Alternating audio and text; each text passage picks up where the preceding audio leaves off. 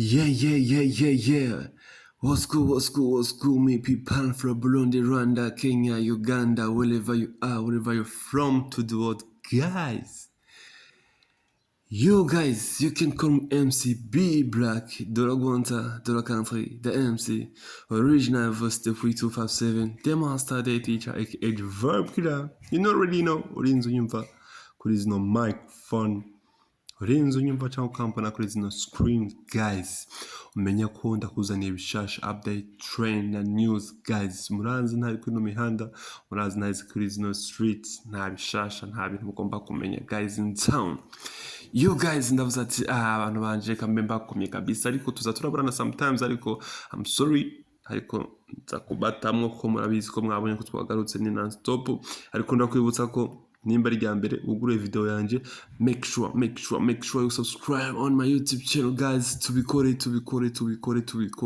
kuko next video is crazy guys, nibisazi making sure ko I can subscribe. Tell a friend nabo babikore, nta mpamvu yo kuraba video ukabona video yaravye n'abantu bashika 10,000, ariko guys mutarafyondo, why not? So ariko yose yo gahunda y'uno munsi mwayibonye kuri screen zanje, mwamaze kubona the one and only, the baby killer, your favor. Mwabonye be face on the floor, rap you the rap commander, rap tai chi, rap in the nation. Yeah. You guys, narababwiye ngo bino bintu muze mubigendamo gake.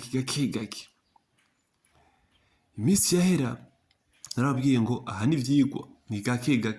Iyo utevye urayoberwa, kubera ko amakuru ndaguha ushobora kutayatahura bivanye nuko watebeje kuza, ariko reka no munsi twese tutahurane guys. Be face the floor, dramaT, mwese murabizi iminsi yahera, murabizi ko bashwanye, murabizi byo bapfuye indirimbo code.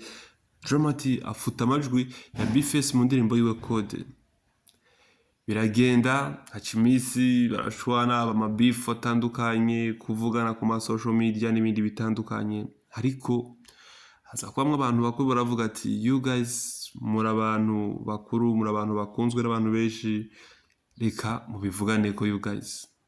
Bariyunga barabivugana, birahera, baja kuri stage baravuga ko basigaye ari bamwe, ariko you guys si ifoto uri kuyibona, ifoto iri imbere yawe uri kuyibona, yitwa Umufana guys. Ni indirimbo ya this track Be Face on the Floor yarayashize hanze, aho yafashe dramaT agatabagura akamenagura imbavu, ariko ndavuga muri music aramena imbavu kabisa, ashisa hasi, aho yafashe na Joel, bose ibyo batahurije ko abamuroze abagiziki guys. Be Face on the Floor twe tuzi, twamenye, twanakunze guys. No eske dramaT agiye nawe kurapura amusubitse, agiye guhibongoza bigende gute, canke nawe azoja kuri ya mateleviziyo Be Face on the Floor yavuga. You guys, industry irashushe guys. You guys, industry irashushe, ariko ibi bintu ntabwo ari showbiz, ibintu biri real kabisa, ibi bintu niko kuri guys. Be Face on the Floor na dramaT ni modern fire, ariko ndiko industry igomba kumera kugira inaryohe guys.